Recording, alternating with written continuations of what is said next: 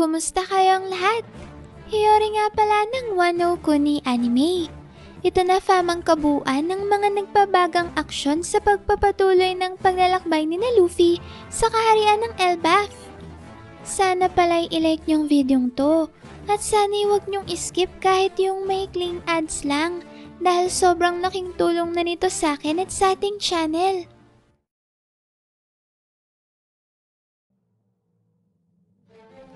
Ang chapter 1145 ay pinamagatang Fire at the Second Forest District on Branch Route 8. At dito nga italakayin na muna natin ang una sa dalawang tampok na cover ng chapter, kung saan bilang selebrasyon nga sa pagbabalik ng kay tagal nating hinintay na One Piece anime, ay makikita natin ang buong Straw Hat Crew sa loob ng isang silid na puno ng maraming telebisyon. Dito fam, may masayang pinapanood ng Straw Hats ang mga bagong episodes ng Egghead Arc, habang ang karamihan sa kanila ay komportableng nakaupo at may iniinom na alak. Ang ikalawang cover naman ng chapter ay ang pagpapatuloy ng Oni Child Yamato's Golden Harvest Surrogate Pilgrimage cover story, kung saan makikita na nga natin si Yamato na winasak ang dartboard kung saan nakakadena si Ulti, na siya namang nagresulta upang makawala ito sa kanyang pagkakakadena. Pagkatapos nga fam na makalaya ni Ulti, ay kagad naman siyang dumiretso sa kinaroroonan ni Page 1 na ngayon ay kasalukuyan pa rin nakakadena sa sahig. Dito fam ay bigla na lang nag-iiyak sa sobrang kaligayahan si Ulti dahil nalaman niya na buhay pa pala ang kanyang nakababatang kapatid. Ayan fam, mukhang magkakaroon na ng malaking utang na loob ang magkapatid na Tobiropo na ito kay Yamato. Kaya naman dahil dyan, ay baka sumama na rin sila sa paglalakbay ni Yamato sa Wano. At malay natin, baka sa dulo ng cover story na to, ay magkaroon na rin ng sariling grupo itong si Yamato, na kanya namang magiging kasama sa oras na maglayag na siya sa karagatan sa labas ng Wano Country. Pagkatapos naman yan fam, ay dumako na tayo sa nakakapanabik na mga tagpo sa mismong chapter, kung saan makikita na natin ang tagapagluto ng New Giant Warrior Pirates na si Goldberg, nakaharap ang isang dambuhalang dinosaur na may mahabang leeg na tinatawag na Groggysaurus sa Elbaf. Dito fam, may nasa akto na ng pag-atake ang Groggysaurus kay Goldberg, kaya naman kagad nitong inihanda ang kanyang kalasag upang mapigilan ang paparating na atake. Kapansin-pansin naman dito fam na nakakausap ni Goldberg ang kanyang kalasag na tinawag pa nga nito sa pangalang Nash, at bago nga tuluyang umatake ang higanteng Groggysaurus ay bigla na lang lumaki ang nagsasalitang kalasag. Hindi nga nagtagal fam at mabilis na lumusob ang Groggysaurus, subalit dahil nga nagawang palakihin ni Nash ang kanyang sarili ay matagumpay niyang naharangan ng pagsakmal ng dambuhalang dinosaur na siya namang nagresulta sa pagkabasag ng matutulis na pangil nito. Dito fam, may halos mawala na nga ng malay ang Groggysaurus dahil nagmistulan itong isang mabilis na sasakyan na bigla na lang bumangga sa isang matigas na pader, habang si Goldberg naman ay nakangiti at natatago sa likod ng kanyang kalasag na si Nash. Sa sumunod na panel naman fam, may isang napaka-hype na eksena ang ating masasaksihan dahil kasama rin pala ngayon ni Goldberg ang dalawang pakpak ng future Pirate King na sina Zoro at Sanji. Dito ay tila naghahanda na sa isang matinding combination attack ang dalawa, kung saan mukhang sisipain ni Sanji si Zoro upang mapalipad ang katawan nito papunta sa direksyon ng Groggysaurus. At ang unang bahagi ng combo attack na ito fam ay tinawag ni Sanji na Army de l'Air Power Shoot. Pagkatapos niyan ay makikita naman natin ang higanteng dinosaur na sumisigaw pa rin dahil nga sa sobrang sakit na dinulot ng ginawa sa kanya kanina ni na Goldberg at Nash. Mukha namang walang kamalay-malay ang kawawang Groggysaurus sa paparating na malakas na atake. At hindi nga nagtagal fam, ay tuluyan ng sinipa ni Sanji si Zoro papunta sa dambuhalang dinosaur. At dito'y makikita natin si Zoro na kagat-kagat sa kanyang bibig ang isa sa kanyang mga espada, ang Wado Ichimonji. At sa isang ang napakabangis na eksena fam, ay makikita na natin si Zoro sa gitna ng ere na mabilis na pinugutan ng kaawa-awang Grogisaurus. Dito ay hawak-hawak ni Zoro sa kanyang kanang kamay ang Enma, habang ang Sunday Kitetsu naman ay hawak niya sa kanyang kaliwang kamay. At ang nabanggit nga natin ngayon lang na Wado Ichimonji ay kagat-kagat naman ni Zoro sa kanyang bibig. Ibang klase talaga fam kapag ang dalawa na sa monster trio ng Straw Hats ang siyang nagsanib pwersa. Dahil kahit ang isang dambuhalang dinosaur pa na mistulang isang halimaw para sa mga giants ay mani-mali lang sa kanila at walang kahirap-hirap nilang pinatumba. Sa sumunod na panel naman fam ay malalaman natin mula kay Goldberg na kaya pala nila hinanting ang higanting Grogisaurus ay upang lutuin ito at gawing pagkain ng kanilang grupo sa Underworld. Sinabi dito ni Sanji na kahit raw para sa mga giants ay sobra-sobra ng dami ng kanilang may luluto dahil nga sa sobrang laki ng laman ng dambuhalang dinosaur. Nagsalita naman ulit si Goldberg at sinabing masarap raw talaga ang karne ng Grogisaurus. Yun nga lang ay sobrang kapal raw talaga ng taba nito. Pero madali naman raw itong mapalambot basta't gagamit sila ng sake sa pagluluto ng karne nito. Pagkasabi naman niya ni Goldberg ay biglang napatanong si Sanji na sinasabing paano raw nila ito maluluto, gayong wala naman raw silang dalang sake nung pumunta sila dito.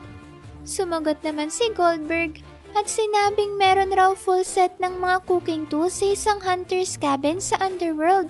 Kaya habang pupunta raw sila doon ay magandang makapaghanap na rin sila ng mga aromatic herbs na may pangsasahog nila sa kanilang lulutuin.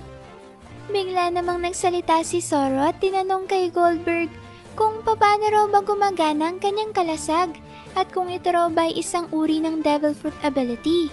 Sumagot naman si Goldberg at sinabing ang kalasag na ito raw ay mula pa sa kanyang ama at ito ay nagkaroon lang ng sariling buhay nung nakaharap nito si Big Mom sa isang laban. Pagkarinig naman ito ni Zoro ay bigla niyang nasabi na katulad lang raw pala ni Zeus ang kalasag na ito ni Goldberg.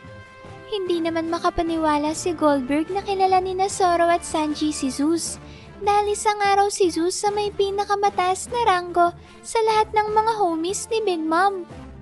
Sumagot naman si Zoro at sinabing si Zeus raw ay nagsisilbi na ngayon bilang alipin ng navigator ng kanilang crew na si Nami. Dahil dyan fam ay napasigaw dahil sa sobrang pagkagulat si Goldberg at hindi nga nito lubos maisip na ang isa sa pinakamalakas na homie ng dating Emperor of the Sea na si Big Mom ay isa na lamang ngayong alipin ng navigator ng Straw Hats. Pagkatapos yan fam ay lumipat naman ng eksena sa parte ng Underworld kung saan nakakadena si Prince Loki. Dito ay maririnig natin ang pagsigaw ng crew ni Hyruden dahil sa labis na pagkabigla pagkatapos nilang marinig ang kinwento ni Prince Loki. Mas pinagtibay naman ng Accursed Prince ang kanyang binahaging kwento at sinabing nagpunta nga raw sa Underworld ang mga Holy Knights upang bisitahin siya. Muli namang napatanong ang New Giant Warrior Pirates kung ang ibig sabihin raw ba ng Accursed Prince ay ang Holy Knights ang siyang responsable sa nakamamatay na sugat na tinamo ng kanyang katawan. Kagad naman itong kinumpirma ni Prince Loki at sinabing ang Holy Knights nga raw talaga ang gumawa nito sa kanya. Napaisip naman si Hyruden at sinabing marahil ay ang pagwawala raw ng Accursed Prince ang dahilan kung bakit nagkaroon siya ng mga kaaway mula sa world government. Mabilis naman ang naging pagtutol dito ni Prince Loki at sinabing wag naman raw maging tanga si Hyruden dahil matagal na raw sana siyang tinanghal na hari ng buong mundo kung nagkasalubong na sila ng landas ng grupo ng Holy Knights.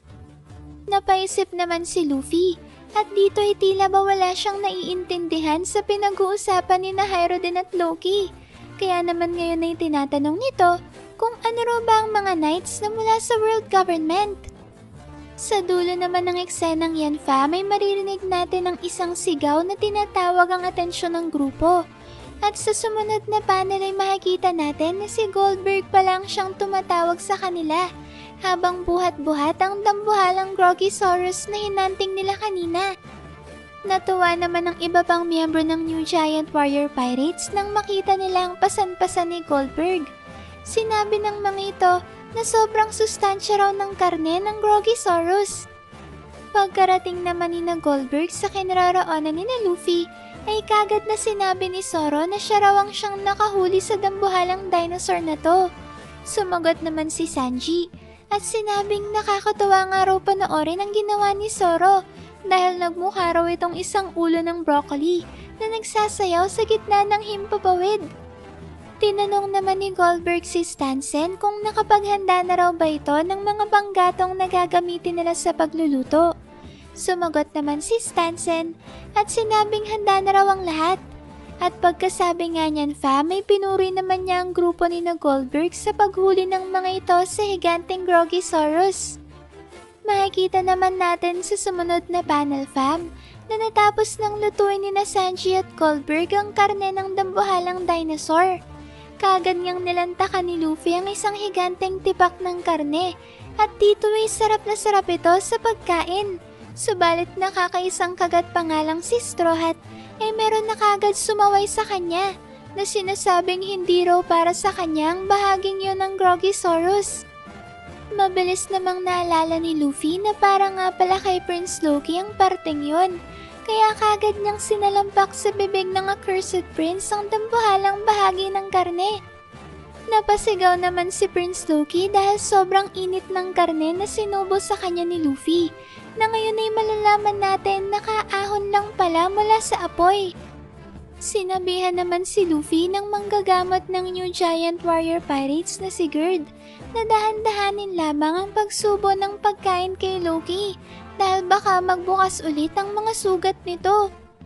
Muli namang napasigaw si Loki habang tinatanong si Luffy kung balak raw ba siya nitong patayin. Natuwa naman si Luffy at mukhang nakaka-recover na raw pala si Prince Loki dahil may lakas na ito para magsisisigaw. Muli namang sinubuan ng pagkain ni Luffy ang Accursed Prince at sinabing mag-focus lang raw ito sa pagkain para mas mapabilis ang kanyang paggaling. Dali-dali namang inuya ni Prince Loki ang karneng sinubo ni Luffy at pagkalulon nga dito ay sinabi ng Accursed Prince na hinay-hinay lang raw ang pagsubo dahil mahirap raw kumain habang nakahiga. Sumagot naman si Luffy at sinabing masyado naman raw atang madaming hinihingi itong si Loki. At pagkasabi nga nito ni Luffy, bigla namang napaubo ang Accursed Prince na tila ba natuluyan na itong mabilaukan.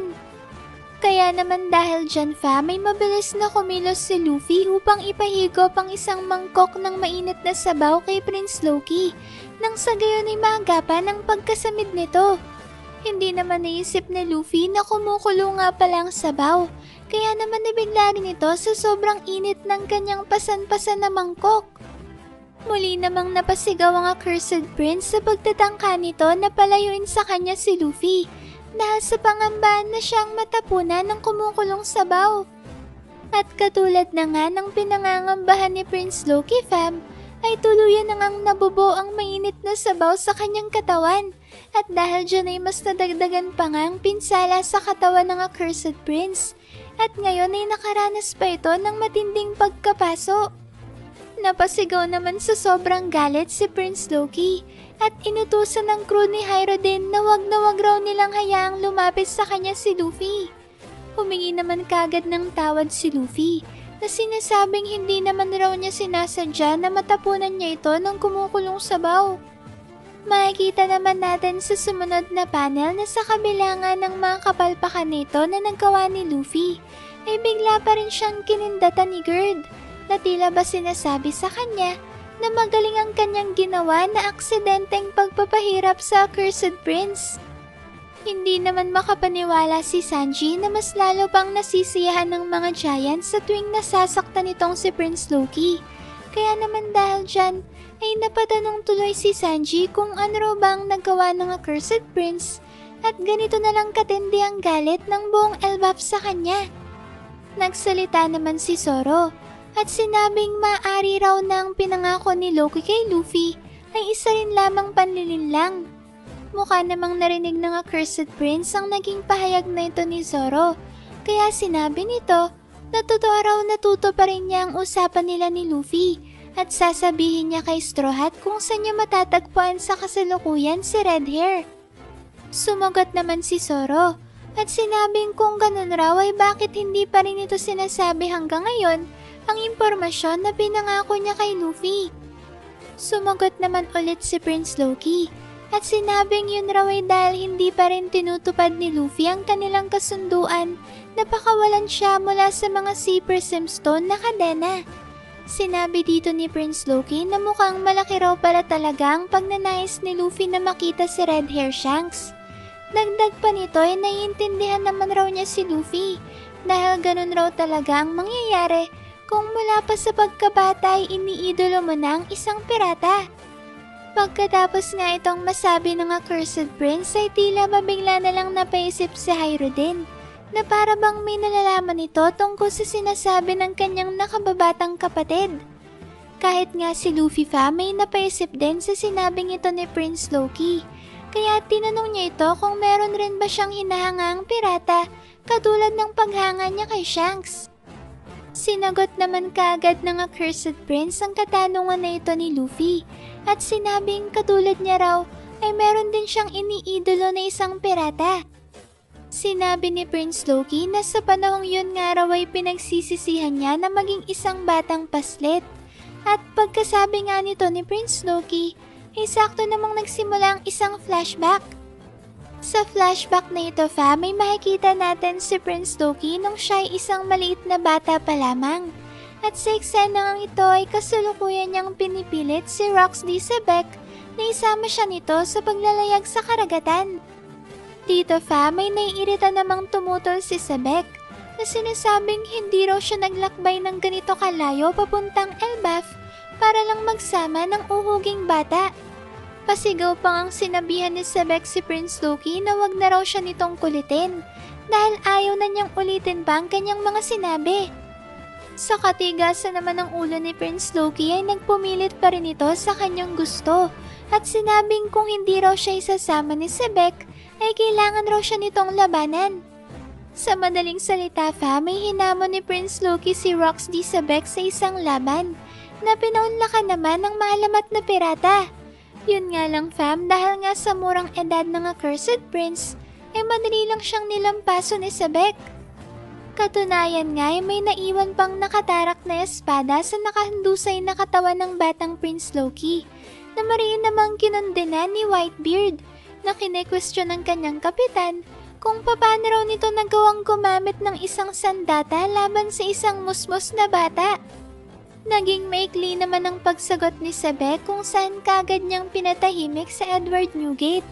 At pagkatapos naman nga ng maikling flashback na yan, ay bumalik na sa kasalukuyan ng chapter kung saan maririnig nating sinasabi ng Accursed Prince na pinanganak siya sa maling henerasyon.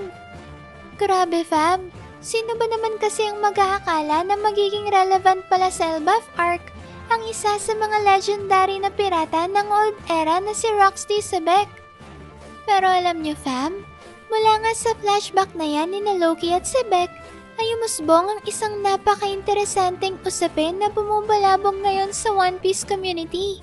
At ito fam ay ang posibilidad na si Dragon at hindi si Blackbeard ang siyang totoong anak ni Rox D. Sebek. Una nga sa napansin ng One Piece community ay ang malaking pagkakapareho ng mata at buhok ni Sebek at Dragon. At pati na rin nga ang pahabang hugis ng mukha ay halos identical rin kung ipagkukumpara natin ang dalawa. Ang malaking ebidensya raw dito ay ang dahilan kung bakit hanggang sa huling bahagi na ito ng kwento ay hindi pa rin nire-reveal sa atin ni Oda ang totoong itsura ni Sebek. At ayon nga sa malaking bahagi ng community, ay ito raw ay dahil sa malaking plot twist na sineset up ni Oda. At yun nga raw ay sa oras na ipakita na sa kwento ang mukha ni Sebek, ay makikita rin natin nakahawig pala talaga siya ni Dragon, na siya namang mga hulugan na si Sebek nga ang tunay na ama ng world's most wanted man. Kahit nga sa puntong to ng storya fa, may mapapansin na natin ang pagkakapareho ng ideolohiya ni Sebek at Dragon.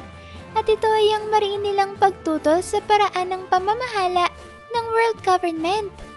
Isa pa ay katulad nga raw ni Dragon, ay sa Sebek naman ang siyang tinuturing na world's most wanted man sa panahon ng Old Era.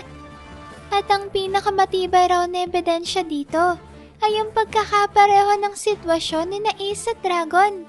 Dahil kung papanong inampon at kinupkop ni Garp ang anak ng kanyang mortal na karibal na si Roger, ay ganun rin naman daw nito kinupkop ang anak ng pinakamalakas na pirata sa kanilang panahon na si Roxy Sebek. Kumbaga fam, naging ugali na raw ni Garp ang pag-aaruga sa anak ng kanyang mga nagiging malakas na kalaban. At kung paano raw na hindi ginamit ni Ace ang apelyidong Gol mula sa kanyang ama na si Roger, ay ganun din naman raw si Dragon, na mas piniling gamitin ang apelyido ng lalaking nagpalaki sa kanya, na si Monkey D. Garp, imbes na apelyido ng kanyang tunay na ama na Rox. Ang tanging pagkakaiba lang raw fam ay mas naunang kinupkop ni Garp ang anak ni Sebek na si Dragon. At sa punto na ang anak naman ni Roger na si Ace ang kukup-kupin ni Garp, ay tumigil na sa pagiging miyembro ng Marine si Dragon, kung saan naman niya binuo ang Revolutionary Army. Ito raw ang dahilan kung bakit kasama si Dragon sa mga prominenteng karakter na makikita nating dumalo sa pagbitay ng Marines kay Roger sa Logtown, dahil isa si Dragon sa mga na-inspira ni Roger na sumunod sa kanyang sariling landas. Kayo ba fam, ano sa tingin nyo? Napansin nyo rin ba ang malaking pagkakapareho ng itsura ng silhouette ni Sebek sa mukha ni Dragon? Ibig sabihin ba niya na apo talaga ni Roxy Sebek si Luffy at hindi ni Garp? At paano naman kaya kung ang ina naman ni Luffy ang siyang biological na anak ni Garp na siyang ang napangasawa ni Dragon? Kung ganun nga fam, may mga ngahulugang parehong apo ni na Sebek at Garp si Luffy. Sobrang tinding twist talaga nun fam kung magkakatotoo nga ang matunog na teoryang yan ng One Piece community. Sa pagpapatuloy naman ng chapter fam, ay lumipat ng tagpo sa dalawang giant captains sa sina Dory at Brogy. Sinabi dito ng dalawa na para raw zombie army ang mga Draugr. At kahit nga raw ang mga multong halimaw ay naglipanan na rin ngayon sa Sunworld. Kaya naman dahil dyan fam ay tila raw ba may pagkaisip bata ang nagpalabas ng mga halimaw. At sa isa na namang napaka-astig na double page fam, ay makikita natin ang giant warrior pirates na magkakasamang nilalabanan ng mga dambuhalang halimaw na pinalabas ni Saint Killingham mula sa masamang panaginip ng mga bata. Dito ay isa-isa na ngang pinababagsak ng mga giants ang mga higanteng halimaw, habang nakasakay sila sa misship version ng kanilang barko na Great Eric. Napuna naman ng isang giant warrior pirate crew na para raw bang kahawig ni Prince Loki ang isa sa mga dambuhalang halimaw. At pagkatapos nga itong mapansin ng isa sa mga crew, ay bigla namang sumulpot si Scopper Gaban, na ngayon ay tumalon na sa ibabaw ng halimaw na kahawig ng accursed prince. Mula nga sa itaas ay madali lang nahati ni Gaban ang katawan ng halimaw na Prince Loki, at tila ba hindi man lang ito pinagpawisan. Sinabi dito ni Gaban na mabuti na lang raw at produkto lang ng imahinasyon ng mga bata ang mga halimaw na ito, dahil kung malapit raw ang mga halimaw na ito sa orihinal nilang bersyon, ay siguradong mas lalo silang mahihirapan na mapabagsak ang kahit isa lang sa mga to. Pagkatapos naman itong masabi ni Gaban ay binanggit niya ang tungkol sa tatlong kakaibang tinig na hindi may tatago mula sa kanya. Sinabi ni Gaban na kahit ano pa raw ang gawing pagkukubli ng tatlong tinig na ito, ay wala silang magagawa dahil mas maliwanag pa sa sinag ng araw kung saan nagtatago ang mga ito. Dagdag pa ni Gaban ay kung pati na raw ang Elbaf ay hindi na rin ligtas. Nangangahulugan lang na malapit na talaga sila sa katapusan ng mundo. Pagkatapos niyan may sunod namang pinakita ang Fire Brigade, ang grupo ng mga bombero ng Elbaf, na ngayon ay nagkukumahog at nahihirapang maapula ang kumakalat na apoy. Sinabi ng mga ito na masyado na raw lumaki ang apoy, kaya naman hindi na nila alam kung magagawa pa nilang mapatay ang sunog. Sa sumunod na panel naman ay nagpasalamat si Sol sa pagdating ng Giant Fire Brigade. Subalit kung maaari ay mas bilisan pa raw nilang pag-apula sa sunog dahil malapit nang makarating ang mga bata sa sentro ng apoy. Habang sinasabi naman niya ni Sol ay makikita natin na sobrang laki na pala talaga ng sunog at halos lamunin na ng apoy ang isang buong higanteng sanga ng Adam Tree. Sinagot naman si Sol ng isa sa mga miyembro ng Fire Brigade at sinabing ginagawa na raw nilang lahat ng kanilang makakaya. Katunayan nga ay nasa maximum na ang pressure ng kanilang tubig at kung hihigitan pa raw nila ito ay baka pumutok na ang fire hose na kanilang ginagamit. Halos mapaiyak naman si Sol nang makita nito ang mga bata na ngayon ay malapit ng mahagip ng nagngangalit na apoy. Kaya napasigaw na lang ito sa pag-aakala na matutuluyan ng malamon ng sunog ang mga bata. Tito Fam ay nagpatuloy sa pagsigaw si Sol na ngayon ay nagmamakaawang tinatanong kung meron na bang umapula sa apoy. Makikita naman natin ang Holy Knight na si Saint Summers na pinapapansin sa kanyang kasama na malapit nang masunog ng buhay ang mga batang giants. Napatanong pa nga ito kung magigising raw ba ang mga bata sa oras na masunog ng mga to. Wala namang kaemo-emosyong sumagot si Gangko at sinabing magigising nga ang mga bata dahil sa sobrang init. At sa oras raw na magising ang mga ito, ay tatawagin nila ang kanilang mga magulang habang dumadaing dahil sa labis na sakit. Sinabi ni Gangko na sa dulo raw ay tuluyan ng masusunog ng apoy ang mga bata hanggang sa maging buto na lamang ang mga ito. Sumagot naman si Saint Summers at sinabing nakaka-touch naman raw palang kahantungan ng mga batang giants. Sa sumunod na panel naman Fam, may makikita natin ang isang individual na tila ba lumalangoy sa gitna ng sea clouds. Natataranta namang tinanong ni Sol ang mga miyembro ng Fire Brigade kung bakit hanggang ngayon ay hindi pa rin nila naaapula ang sunog at bakit raw patuloy pa din ang pagkalat ng apoy. Dahil dyan Fam, ay nagmadali na ngang tumakbo si Sol para sagipin ang mga bata. Kahit na ang kapalit nito ay ang pagkatuhog niya mula sa matutulis na tinik ng Devil Fruit ability ng Holy Knights. Habang nasa bingit naman ang pagkasunog ang mga bata ay mas lalo pang lumakas ang pagtawa ni Saint Summers na ngayon ay tila batuang-tuwa sa mga nangyayari. Mabuti na lang Fam at bago pa tuluyang mahagip ng apoy ang mga batang giants ay doon naman saktong dumating si Jinbei. At sa pamamagitan nga ng kanyang technique na Sea Cloud Current Shoulder Throw ay nagawa niyang maapula ang apoy sa isang iglap lang gamit ang inipon niyang tubig mula sa mga sea clouds. Bigla namang natigilan si Sol dahil dito at habang lumuluha ay hindi siya makapaniwala na bigla-bigla na lang tumigil ang sunog. Makikita naman natin si Jinbei sa sumunod na panel na tinatanong ang kanyang kapwa Straw Hats kung naapula raw ba niya ang apoy sa tamang oras. Masaya namang nagdiwang ang Straw Hats at pinuri ang nakakamanghang nagawa ng kanilang helmsman. Pagkatapos niyan ay pinabalik na ng Straw Hats si Jinbei sa maliit na midship ni Colon habang sinasabing kinilabutan raw sila sa nakakabilib na pinamalas ng tinuguri ang Knight of the Sea. Mabilis namang nakalangoy sa sea cloud si Jinbei at ngayon ay muli na siyang nakabalik sa kanyang mga kasamahan. Mula naman sa malayo Fam, ay makikita natin ang munting midship ni Colon na kasalukuyan pa rin naglalayag sa sea cloud sa ibabaw ng Sun Realm. Napakalupit talaga ni Jinbei sa Elbaf Arc Fam, no?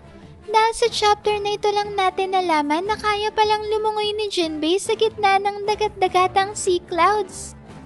Sa sumunod na panel naman Fam, ay makikita natin na gulat at halos mapaluwa ng mga mata ng mga miyembro ng Fire Brigade dahil hindi sila makapaniwala na bigla-bigla na lang nawala ang malaking sunog. Mas lalo namang napaluha sa sobrang kaligayahan si Sol habang sina Robin at Chopper naman ay kapwa nagdiriwang dahil ligtas na ngayon ang mga bata. Sa puntong ito na Fam, dineklara ng Fire Brigade na sa hindi may paliwanag na kadahilanan ay tuluyan na ngang naapula ang malaking sunog sa 2nd Forest District ng Branch Route 8. Nagpatuloy naman sa pag-uulat ng Fire Brigade at sinabing wala na rin daw sa panganib ang mga bata at ngayon ay ligtas nilang nalampasan ang malaking sunog. Gayunpaman ay patuloy pa rin daw sa pagmarcha ang mga ito at wala pa rin silang tigil sa kanilang paglakad. Sa dulo naman ng panel ay makikita natin na nagsasaya ang Giant Warrior Pirates na sinasabing mabuti na lang raw at nagtiwala sila sa mga miyembro ng Fire Brigade. Lingid nga fam sa kaalaman ng mga ito ay hindi talaga ang Fire Brigade ang siyang umapula sa malaking sunog, kundi si Jinbei. Narinig naman ng mga miyembro ng Fire Brigade ang pagdiriwang ng Giant Warrior Pirates dahil sa kagitingan ng kanilang pinamalas.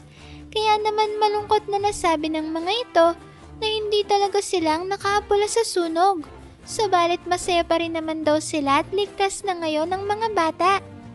Bigla namang napatanong si Chopper kay Robin na sinasabing hindi raw ba si Jinbei ang nagpalabas ng malailog na dami ng tubig na tumapos sa sunog? Kinumpirma naman ito ni Robin at sinabing mukhang malapit lang sa kanila ngayon si Jinbei. Pagkatapos niyan fam ay muli namang bumalik ang eksena sa maliit na misship kung saan patuloy na nagdiriwang ang Straw Hats kasama si Colin dahil sa napakalupit na pinakita ni Jinbei. Mapagkumbaba namang sumagot si Jinbei at sinabing wala lang raw yun. Nagsalita naman si Colin at sinabing marahil ay kinamumuhian raw siya ng mga kapwa niya bata sa Walrus School. Subalit sa kabila raw nun, ay tinuturing niya pa ring mga kaibigan ng mga ito. Masaya namang sumagot si Nami at sinabihan si Colin na wag itong mag-alala dahil magiging maayos rin ang lahat dahil sinisiguro niyang ililigtas nila ang kanyang mga kaibigan. Nakangiti namang sumagot si Colin at medyo naluluha pang sinang-ayunan ng naging pahayag na ito ni Nami. Sa dulo naman ng chapter fam, may isang hindi inaasahang pangyayari ang ating masasaksihan. Dahil dito'y bigla na lang sumulpot sa harapan ng Straw Hats ang isa sa mga Holy Knights na si Ganko na ngayon ay nakatayo na sa harapan ng sinasakyan nilang misship. Sinabi dito ni Ganko na hindi raw niya akalain na may natitira pa palang batang giant na wala sa loob ng Walrus School. Gulat naman si Colin, kaya tinanong nito kung sino raw kaya ang individual na ito na bigla na lang lumitaw sa kanilang harapan. Sumagot naman si Ganko at sinabing mukhang masigla raw pala ang batang to. Habang sinasabi nga yan ni Ganko fam, may makikita na rin natin ang kanyang ability na araw-araw fruit na nagsisimula ng ma-activate at ngayon ay nakahanda ng gamitin para sa nalalapit na enkwentro. Ayan fam, malapit na nating makita ang Straw Hats laban sa isa sa mga Holy Knights. Sana sa sunod na chapter, sina Saint Gillingham at Saint Summers naman ang ating makita na nakikipaglaban kina Gaban at sa dalawang giant captains. Paki-comment na lang ulit dyan sa baba fam kung ano pang masasabi nyo sa sobrang nakaka-hype na chapter na to. Maraming salamat fam sa solid at walang sawa niyong pagsuporta sa ating channel. Sana'y palagi kayong ligtas at nasa mabuting kalagayan. Mag-ingat kayo palagi. See you on our next video and stay good fam!